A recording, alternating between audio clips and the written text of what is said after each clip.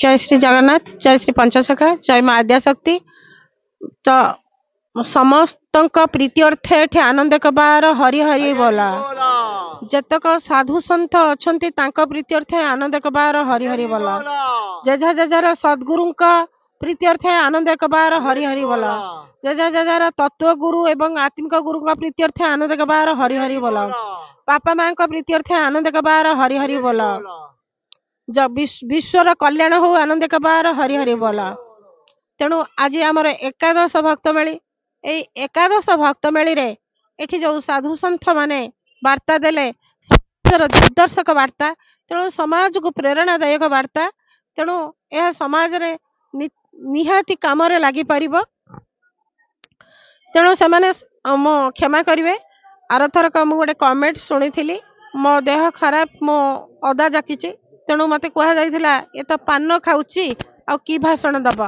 तेणु मु क्षमा चाहूची, एबे भी मु अदा जाकिछि। तो कहबाकू चाहिबी आज जो समाज रे पुराणा प्रथा हजि जाइछि, समाज रा पुराणा प्रथा नहीं। वर्तमान समस्त फॉरेन को अनुकरण करी बाट चलिलेनी। समस्तंकर फॉरेन दरकार एबे। तेणु फॉरेन रा ड्रेस, फॉरेन रा कथाबार्ता, फॉरेन रा संस्कृति।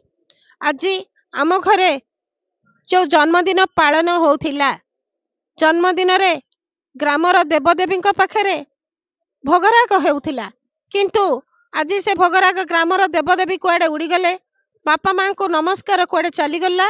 किंतु आज नमस्कार प्रति बदल रे केक पिठा कटा होउची। एटा एटा को शास्त्र रे थिला? आमे पुराण को जति मानिबा, केक जो कटा होउची ए केक कटा को शास्त्र रे थिला? तेणु केक काटिकी आमे जो मोहब्बती को फुंकी दउचे, लिभाई दउचे, दीपटी लिभिले ताहा अशुभदायक। तेणु आज दीप लिभि जाउची मोहब्बती। आमे कोन मुस्लिम? प्रश्न बजरा जाउची, आमे कोन मुस्लिम? तेणु एठी आसी मोहब्बती फुंकुचे, जन्मदिन पालन करूचे, आम पूर्व परंपरा को भूली जाउचे। पूर्व परंपरा बापा माँ प्रतिदिन प्रणाम पाउथिले, नमस्कार पाउथिले, बापा माँ को सेवा होतिला। आजिकाली बापा माँ को हटाई दिया जाउची। सासू ससुर एठी निहाती दरकार।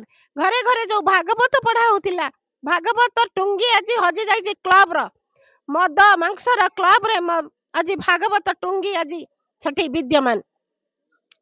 तेणु एहार पुनरुद्धार किए करिवे? तेणु किए एठी करिवे? से भली जग जन्म किए जन्म हे जंदे। तेणु एहा को करिवे सेही साधु संत। किंतु साधु संत को भली हबा दरकार?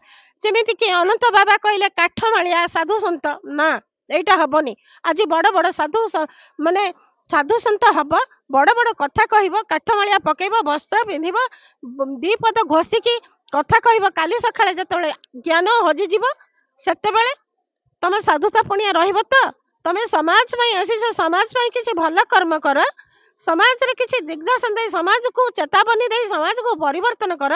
किसी न दे पारले किसी भी कर्म करिया उचित। तेणु भागवत माध्यम रे पंचसखांकर जे कि जगन्नाथ दास से किसी शिक्षा देइथिले। तेणु एठी समस्त गुरु बनी जाइछन्ती। तेणु एठी से जो गुरुपद थिला, मन मोहरणी जगुरु उद्धव तू केते पचारू। तेणु एठी मन को समस्ते से मन को गुरु करिनांती, एठी निजे निजे सब गुरु पलटि जाइछन्ती। तेणु गुरु पलटिकी एठी शिष्य अनेक बनेछन्ती।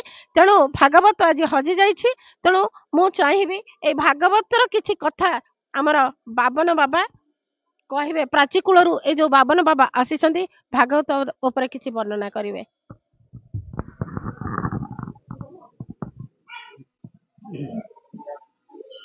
ओ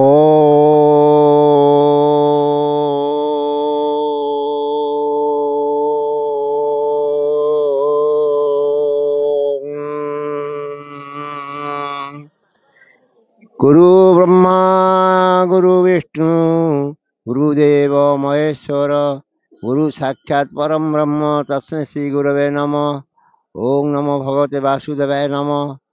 ओम जय जगन्नाथ, जय जगन्नाथ, जय जगन्नाथ। सत्य सनातन धर्म जुगे जुगे थेला, अच्छी एवं रहिबो। आर प्रति प्रसार पाई सर्व मोटे धरिया गले भागवत गीतार प्रसार हेले सत्य सनातन धर्म बंची रहिबो।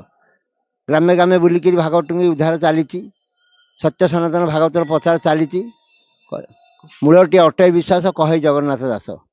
ବିଶ୍ୱାସ ଥିଲେ ସବୁ ଫେରି ପାଇବ। ମନର ମୂଳେ ଏ ଜଗତ, ଜଗତ ମୂଳେ ଜଗନ୍ନାଥ। ମନ ଯଦି ମୂଳ ହେଲା, ମନକୁ ଆଗେ ଠିକ୍ କର, ଜଗତରେ ଚଳିପାରିବ। ବିଶ୍ୱାସ ମିଳେ ହରି ତର୍କେ ବହୁ ଦୂର। ବିଶ୍ୱାସ ବିନା କର୍ମ ଯେତେ, ଫଳ ନ ଫଳେ କଦାଚିତେ। ଏଇ ମନ୍ତ୍ରଟି ଯିଏ ଘୋଷିଦେବ, ବିଶ୍ୱାସ ଅଛି, ସେ ସବୁ ଫେରି ପାଇବ। ବର୍ତ୍ତମାନ ଲୋକମାନେ ସବୁ ତ କାର୍ଯ୍ୟ ବ୍ୟସ୍ତ ରହୁଛନ୍ତି। ଭାଗବତ ଗୀତା ସନ୍ଧ୍ୟାବେଳେ ପଢ଼ାଯାଉନାହିଁ। ସେ ଗାଁର ମୁଖିଆ ମାନେ ବି ଯାଇ ବାହାରେ ରହୁଛନ୍ତି, କେହି ବି କାହାର ସେବା ଟୁଙ୍ଗିର କରିପାରୁନାହାନ୍ତି। ଏହାର ମୂଳ କାରଣ ହେଲା ପରମଶାସ୍ତ୍ର ଭାଗବତ ଅଭ୍ୟାସ କରୁଥିବ ନିତ୍ୟ। ଯାହା ଘରେ ଭାଗବତ ଅଧ୍ୟାୟ ପ୍ରତ୍ୟେକ ଦିନ ସନ୍ଧ୍ୟାବେଳେ ପଢ଼ାଯାଉଥିବ, ତା ଘରେ ରୋଗ ଶୋକ ଦୁଃଖ ନିଶ୍ଚିତ ଟିକେ କମ୍ ଆସିବ। ଭଗବାନ କ'ଣ କରନ୍ତି, ପାହାଡ଼ ଆସିଥିଲେ ତାକୁ ପଥର କରନ୍ତି, ପଥର ଆଣି ତାକୁ ଟେଳାରେ ରଖିଛନ୍ତି। ବିପଦ ବଡ଼ ଥିଲେ ସେ ବି ଛୋଟ ହେଇଯିବ। ଜୟ ଜଗନ୍ନାଥ, ଜୟ ଜଗନ୍ନାଥ, ଜୟ ଜଗନ୍ନାଥ। ମୁଁ ଏତିକି କହି ମୋ ବକ୍ତବ୍ୟ ଶେଷ କରିଦେବି। ଜୟ ଜଗନ୍ନାଥ।